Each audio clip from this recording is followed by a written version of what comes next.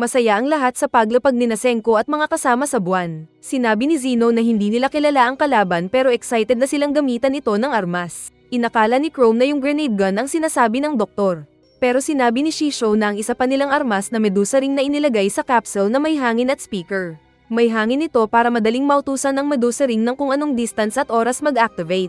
Nagsample ng command si Kohaku na kaagad pinigilan ni Senko at Stanley. At kinabigla ng mga tao. Sinabi ni Stanley na saka na sila magkwentuhan. Kaya umalis na ang mga ito patungo sa pupuntahan sakay ng kanilang moon rover. Mabilis ang kanilang pagpapatakbo patungo sa isang parte ng buwan kung saan nila nakita ang inakalang si Wyman. Kalaunan ay may nakita silang flag sa buwan kasama ng isang sasakyan. At ipinaliwanag ng mga modern astronaut kay Kohaku na iniwan ito noon ng USA. Nagpatuloy lang sila sa pagpapatakbo ng sasakyan sa buwan na parang desert. Narinig ni Kohaku ang boses ni Senko na buksan na niya ang Medusa capsule. Pero nagtaka ang babae dahil unang pagkakataon na nagsabi si Senko ng please. Nang makumpirma ni Kohaku sa pangalawang pagkakataon na buksan na niya ang Medusa ring ay bubuksan na nga sana ito ng babae. Pero bigla siyang pinigilan ng dalawang kasama na sinabing wala namang nagsalita sa kanila. Sinabi ni Ukyo na ginamit ni Wyman ang boses ni Senko at magpanggap na Senko. Pero huli na ang lahat dahil na-unlock na ang Medusa ring na nag-spark. Saka pa natamba ang sasakyan nila kaya na-disconnect sila sa control tower. Agad na inutusan ni Senko ang babae na itapon ang Medusa ring palayo. At mabilis namang itinapon ni Kohaku ang Medusa sa space gamit ang Wonder Woman strength nito. Kaya sumabog ang Medusa ring sa distansya na hindi sila abot. At kitang-kita ito ni Ryusui sa ship, pero hindi ng mga tao sa mundo na napapasus Mariusep. Paglingon ng mga bida ay nasabi ni Kohaku na nahanap na nila ang kanilang hinahanap na kalaban. Nagkaroon ng maitim na kakaibang bagay sa harapan nila at buti na lang hindi nito sinabing siya si Venom dahil kung ganun ay tigok silang lahat. Sinabi ni Senko na sa wakas ay nakaharap na nila ang dahilan ng pagiging bato ng mga tao sa mundo na si Wyman. Sa control tower ay wala pa ring makita ang mga tao kaya nagreklamo si Chrome. Ipinakitang ang mga itim na nagkalat sa buwan ay walang iba kundi mga madaming mga Medusa ring na naglilipa na sa buwan. Nakita nilang kasama na rin doon ang itinapon ni Kohaku na capsuled Medusa ring. Sinabi ng na-surprise na Senko na alam niyang nakakapagsalita si Wyman gamit ng radio. Kaya sinabi niyang kausapin sila ng collective organism na mga Medusa rings. Hindi daw inasahan ni Senko na katabi lang pala nila palagi ang kalaban noong una pa man. Nagsalita ang Medusa ring na narinig lahat ng mga tao sa buwan at sa mundo kaya sila tulala. Tapos nagtanong pa ang Medusa ring kung gusto nilang mamatay. Kaya natatakot si Jen dahil iyon lang ang palaging tinatanong ng Medusa ring. Sinabi ni Chrome na naisip nitong baka naman hindi sila gustong patayin ng Medusa ring kundi ay may preserve lang sila. Lumapit si Jen sa speaker at sinabi kay Senko ang naisip na ang bawat nasyon sa mundo kapag nag-uusap para sa kapayapaan ay nagbibigayan ng regalo. At napatanong naman si Kohaku kung may buhay ang mga Medusa ring at anong kailangan nila. Nag-isip si Senko na may science silang armas kahit anong mangyari. Sinabi ni Senko na hindi pa advance ang kanilang nalalaman para ma-replicate ang Medusa ring. Pero sapat na ang kanilang mga ginawang baterya para ma-turn on ang mga Medusa ring. At ito ang regalo ng mga tao kay Wyman. Subalit kapalit nito ang isang kondisyon. Sinabi ni Jen na magdahan-dahan ang bida sa pananalita. Pero diretsahang sinabi ng bida na huwag na silang gawing mga bato dahil hindi ito maganda. Nag-spark ang isang ring kaya ready si Stanley na pasabugin ito. Subalit sinabi ng isa pang Medusa ring na tumigil ang naunang ring. Kaya nalaman nilang maraming utak sa likod ng mga Medusa rings at tumigil si Stanley. Sinabi ni Senko na naiintindihan nitong kailangan ng mga Medusa ring ang mga tao na ma-replicate sila. Kaya sila nagpakawalan ng petrification beam. Napahanga si Zeno na naintindihan ng sitwasyon na gusto ng mga Medusa ring. Ginawa nilang bato ang mga tao dahil matalino ang mga ito. Binigyan sila ng immortality dulot ng petrification beam pero kapalit na gawa ng baterya ang iba pang mga Medusa ring. Mechanical parasite daw ang mga Wyman at kailangan ng host na kinumpirma naman ng Medusa ring. Sinabi ni Wyman na nadetect nila ang mga radio waves mula sa mundo na dulot ng mechanical inventions ng mga tao. Alam nilang matalino ang mga nakatira dito kaya sila dumating. Nagtanong ang bida kung testing lang ba ang ginawa ng mga Medusa ring kung bakit naunang ginawang bato ang mga ibon. Na kinumpirma ng mga Medusa ring. Nasabi ni Chelsea na namatay ang buhay na ibon dahil sa kanilang testing. Ipinaliwanag ng Wyman na lahat ng nilalang ay namamatay. At kasama din sila na namamatay. Alam ni Senko na dahil sa oxygen sa mundo ay nagkakaroon ng chemical reaction ang mga mechanical being na Medusa rings at nasisira. Sinabi pa ni Wyman na lahat ay gustong magpatuloy mabuhay. At ang petrification na ginawa nila sa mga tao ay para may preserve sila at mabuhay ng matagal na panahon. Samantalang naiisip naman ni Jen na hindi naman masaya ang maging bato. Sinabi pa ng mga Wyman na sa lahat ng nilalang sa mundo, ay ang mga nakikipag-usap sa bawat isa gamit ang radio waves ang pinakamatalino. At ito daw ang mga tao. Kaya mga tao ang pinili ng mga alien parasites na gawing host. Kaya sila pinatigas saka din pinasok ng mga medusa ang mundo at nagtipon pa sa isang lugar. Layunin ng mga medusa rings na maging immortal din sila kapag maibigay ng mga host na tao ang minimithi nilang unlimited battery power. Pero hindi nila inasahan ang epekto ng hangin na oxidation, kaya nagkaroon ng kalawang at namatay lahat ng mga alien rings na pumasok sa mundo. Samantalang naghintay yung mga nasa buwan ng pagkakataon. Dahil nakaligtas yung mga astronaut sa space ay sila ang bumaba sa mundo kaya nagkaroon ulit ng maraming mga tao. Hanggang pagkatapos pa ng 3,000 taon nang matuto ulit ang mga tao na mag-polish ng crystals ay naglabas ito ng signal waves na naramdaman ng mga alien na nasa buwan. Kaya naggalawan ng ilan at nagpunta ng mundo para turuan ng mga tao kung paano sila gamitin. Nagpahulog sila sa kinaroroonan ng mga tao. At nag-emit sila ng radio signals gamit ang mga crystal na ginawang korona ng mga tao kaya naintindihan ang message ng mechanical aliens. Walang malay na inactivate ng isang babae ang isang Wyman kaya naging bato siya. At mula noon ay ginamit sila ng mga tao sa pakikipaglaban at ginawang bato ang ibang tao. Na para naman sa mga Wyman ay good news dahil napipigilan nito ang kamatayan ng mga tao. Akala lang nila.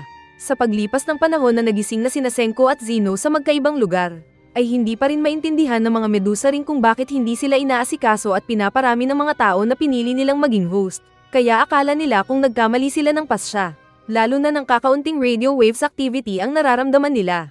Pero nang gumawa sina Senko ng GPS radio wave na malakas ang signal, ay nagtanong ang mga medusa ring kung bakit ayaw ng mga tao ang regalo nilang petrification. Kaya sila nagpalabas ng mensahe na bakit nang paulit-ulit. At ito yung narinig ng mga bida noon kaya pinangalanan ng kalaban ng Wyman. Sinabi ng mga medusa na kailangan ulit nilang magpabida sa mga tao para makita ng mga ito ang kakayahan nilang petrification na pangpahaba ng buhay.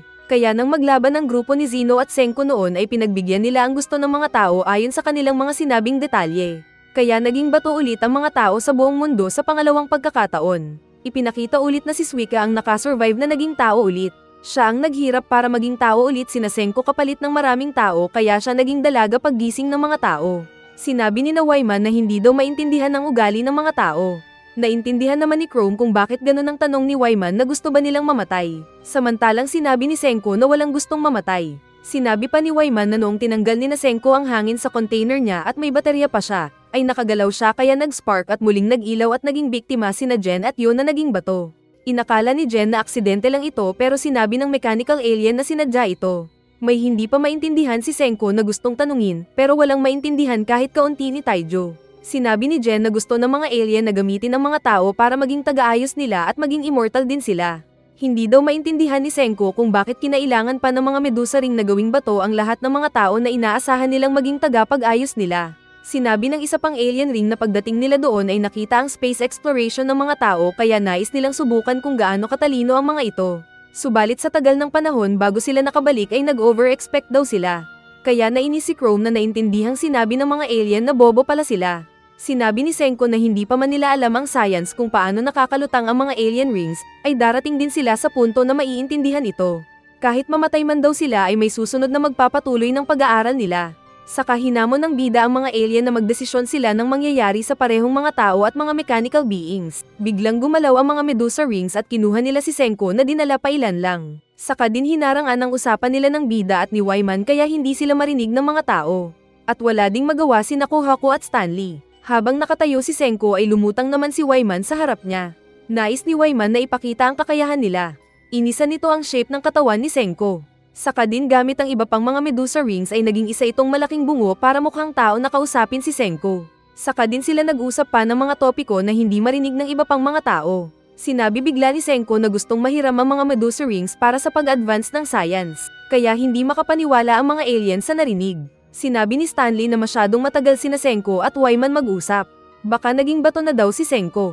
Tumigil ang iba pang mga medusa rings na sinabing mababa talagang mag-isip ang mga tao. At hindi sila karapat dapat maging host. Nag-ilaw ang mga medusa rings para gawing bato sina Stanley at Kohaku. Pero nang tinutukan sila ni Stanley ng kanyan ay nag-calculate kaagad ang medusa rings. Dahil nalaman nilang marami sa kanila ang sasabog, ay tumigil sila at ipinakita si Senko na kaharap ang nag-anyong bungo na si Wyman. Sinabi naman ni Stanley na walang balak bumaril basta walang masamang gawin ng mga alien. Sinabi ni Kohaku habang kinukuha ang ibang mga ring na makinig sila kay Senko. Ipinaalala ni Senko na mga parasite sa mga alien rings kaya dapat makinig sila sa mga tao na gustong gawing host. Sinabi ng bida na kapag nagtulungan sila ay marami silang magagawa. Subalit sinabi ni Wyman na 0% ang probability na may magagawa ang mga tao na dakila. Sinabi ni Senko, sabay labas ng palakol na gawa sa bato, na mula sa Stone World ay nagawa ulit nilang makapunta ng buwan sa loob lang ng ilang taon. Biglang nagdeform ang mukha ni Wyman at sinabing hindi nila tinatanggap ang suggestion ni Senko. Maghahanap na lang daw sila ng iba pang life forms saka din sila lumipad palayo ng buwan tulad mo nang iwan ka ng ex mo dahil hindi nagiging bato ang ibon mo. Subalit isa sa mga alien rings ang nagsabi na gustong magpaiwan para subukan kung anong magagawa ni Senko gamit siya. At nasa kamay na daw ng tao ang kapalaran niya, masira man o dumami. Kaya kinuha naman ito ni Senko. At nagkasundo nga sila ni Senko. Pagkaraan pa ay iniwan na ni Senko ang buwan at lumipad pabalik sa mothership. Naiisip niyang binasted siya ng mga alien, pero at least wala ng panganib ng petrification ang mundo. At may isa pang natira na Medusa ring. Pagbalik nila sa ship ay masaya silang sinalubong ni Ryusoi. At masaya naman ang mga tao sa mundo. Habang pabalik ay kausap ni Kohako ang alien at nagtanong kung sino ang gumawa sa mga alien rings at saan sila nagmula. Pero hindi ito alam ng Medusa na sumagot na pareho lang naman sila ng mga tao na hindi alam ang gumawa. Nagtanong pa si Kohako kung ano ang buhay at saan ito patungo. Ito yung tanong na hindi masagot ng science, pero kayang sagutin ng espiritual na pananampalataya kaya magsimba ka na kung ayaw mong si Satanas ang kokolekta ng iyong kaluluwa. Nagtanong ang Medusa ring kung bakit ayaw ng mga tao ang petrification effect. At sumagot ang mga bida na hindi naman masarap maging bato dahil para silang nakakulong. Saka sinabi pa ni Senko na kaya nagpaiwan ng Medusa ring dahil curious din ito sa walang kasiguruhan pero adventurous na magagawa ng mga tao. Kalaunan pa ay nahulog ang ship nila pabalik sa mundo. At nagparashoot ang kanilang pod at nahulog sa dagat. Doon ay kaagad naman silang sinundo ng malaking ship ng mga tao. At isinakay kaagad at masaya ang mga bida na kina-appear ang kanilang leader na si Senko. Pagbalik sa sibilisasyon ay ginawaran ng medalya ang mga nagpunta ng buwan para kausapin si Wyman. At sundalo pa rin si Stanley. Saka din sila nag-group picture gamit ng camera ni Minami. Pagkaraan pa ng ilang taon ay lumapag ang isang airplane at lumabas si Jen na sinundo ni Suika at Francois. Sa sasakyan ay sinabi ni Jen na ayaw daw maging diplomat. Pero sinabi ni Francois at Suika na ginagawa din nila ang makakaya para may ayos ang bagong mundong kanilang ginagalawan. Sinabi ni Francois na busy din si Ryusoi sa pagpapatayo ng mga establishment na makakatulong sa mundo. Dahil greedy pa rin ito sa kapangyarihan at pera. Ipinakita naman ang trabaho ni Shixiao na naglalakbay sa mundo para pigilan ang mga basagulero na problema ng mga tao. Si Ukyo naman ay naging isang mataas na government leader. Sina Magma at Yu ay naging pulis pareho at nanguhuli ng mga magnanakaw. Pinaputukan ni Yu ang magnanakaw pero ang sombrero ni Magma ang nataman kaya binugbog siya ng mas malaking tao. Kasama ding naging pulis ang mga dati na siga sa Treasure Island. Ganon din sina Ginro at Kinro na pareho pa ring loko-loko. Naging Spear Master naman si Hyoga. At Karate Master naman si Kohako. Nagpatuloy sa pag-aaral si Luna na binabantayan pa rin ng mga bodyguards nito. Naging programmer pa rin si Sai. Explorer si Chelsea. Busy din sa ginagawang test ang grupo ni Zeno at ni Stanley na sundalo nito. Reporter si Minami. At nagpatuloy na leader ng tribo si Soyuz. Naging fashion business tycoon naman sina Yuzuriha, Mirai at Rory na tinutulungan ni Taiju. Samantalang magkakasama pa rin ang science team na leader sina Senko at Zeno. Nagpunta sina Jen sa kasal ni Yuzuriha at Taiju at iyak naman ang lalaki dahil naging sa kanya na si Yuzuriha. Pero nagulat si Jen nang sabihin ni Suika na day 2 iyon ng kasal ng dalawa. Busy daw kasi ang lahat kaya kailangan nilang mag-extend ng kasal para makarating lahat. Tapos babero pa rin si Mose dahil taga-tikim naman ang trabaho niya dati sa Treasure Island. Dumating si Chelsea dala ang mamahaling mga bato. At binigyan nila ng diamond sina Taiju. Nagtanong si Kohako sa kapatid na Rory kung anong balita sa kanila ni Chrome. Sinabi ni Rory na nang makita ni Chrome ang kasal ni Taiju at Yuzuriha, ay sinabing magpapakasal din sila pagkatapos ng science project nila. Kaya naluluha ang babae dahil adik sa science si Chrome kaysa sa kanya na magiging misis sana nito. Sa isip naman ni Shixiao ay ayaw sana nitong dumating ulit ang panahon na ma-develop ang paggawa ng mga armas pangdigma. Pero nalagpasan na nila ang panahon na iyon at wala na silang magagawa. Dala-dala ni Taiju ang malaking wedding cake at patungo na sila kay Senko na busy pa rin sa pag-aaral sa science. Pero nagulat sila dahil babaeng kamukha naman ni Senko ang naroon at malaki pa ang siopaw nito. Nagtipon pala ang mga scientist sa buong mundo para mapag-aralan ang petrifying ring. Saka din nila binombahan si Jen ng mga napag-aralan nilang formula na mga nerd lang nakakaalam. Naiisip ng nosebleed na Jen na mas madaling magpaliwanag ni Senko. Nakita niya ang isang nasira na alien ring. Pero hindi pala ito yung nakuha nila sa buwan. Nasa lab daw ni Senko yung buhay na alien ring. Kaya naalala ni Jen yung sinabi ni Chrome na science project nila. Sinabi ni Taiju kay Senko na ikakasal na sila ni Yuzuriha sa araw na iyon. Kaya sinabi ni Senko na mag-cheer daw ito hanggang pumiyok ang boses. Pero naalala niyang ganon din yung usapan nila kahapon. Kaya natawa lang si Taiju habang kain ng cake ang iba. Nakita ni Jen ang project ni Nasenko. At sinabi ng mga kasama na the best ang project na iyon. Ipinaliwanag ni Alien Ring na balak nilang bumalik sa nakalipas. Kaya labis ang gulat ni Jen nang sabihin ni Senko na gumagawa sila ng time machine. Saka ipinakita ang giant Medusa ring. Sinabi ni Ukyo na hindi pa nagawa ang time machine kahit noong 21st century. Pero kung posible ito ay pwede nilang mailigtas ang mga tao na namatay dahil sa katandaan kagaya ng tatay ni Senko at mga kasama niya. Kapag nangyari iyon ay mas magiging complicated ang timeline ng kwento. Lumabas din si Zeno na sinabing kung pwede silang magpadala ng mensahe sa nakalipas ay magde-deploy sila ng AI. Sinabi ni Ryusoi na magagawa nila ang lahat gamit ang science. At naiisip ni Jen na nagmula kayo sa unggoy at unti-unti kayong naging tao at naging matalino na scientist. Hahaha. Saka din lang ipinakita ang mga bida. At sinabi pa ni Senko na gagamitin ang science para makapaglakbay sa nakalipas. At natapos ang series. So ito nga mga lods ang kwento ng mga tao na naniniwala sa science. Pero sa huli ay hindi naman nila nasagot ang tanong na saan sila nagmula at sino ang gumawa ng buhay. Kaya ang science ay limitado pa rin mga lods. Manalig pa rin tayo sa Diyos na Jesus Christ dahil siya ang pinagmulan ng mga bagay na dinidiskubre lang ng science. Kung nagustuhan mo ang video ay like na dyan mga lods para makapagpatuloy lang tayo sa paggawa ng Anime Recap Tagalog.